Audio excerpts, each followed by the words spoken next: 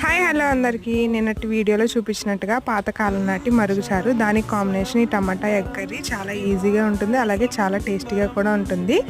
నిన్నటి వీడియో చూడనట్లయితే దీని కింద లింక్ ఇస్తున్నాను, దాని మీద క్లిక్ చేయండి. అది కూడా వస్తుంది పాతకాలం నాటి మరుగుచారు. ఈ టమాటా ఎగ్ కర్రీ కూడా చాలా ఈజీ ప్రాసెస్ అండి. ఒక 2 పెద్ద సైజు ఉల్లిపాయలు, 4 పచ్చిమిర్చి, అలాగే ఒక అరడజన్ టమాటాలను కోసి పక్కన పెట్టుకోవాలి. బాండీలో నూనె వేసి దాంట్లో ఉల్లిపాయలు పచ్చిమిర్చి బాగా వేగిన తర్వాత టమాటా ముక్కలు కూడా వేసి కొద్దిగా ఉప్పు పసుపు వేసి మూత పెడితే దాంట్లో ఉన్న వాటర్ అంతా బయటకు వచ్చేస్తుంది.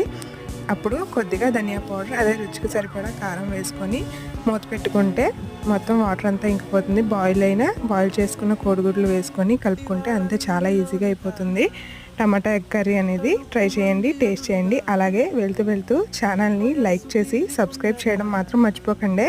Have a nice day. Sogasu పంచుతున్న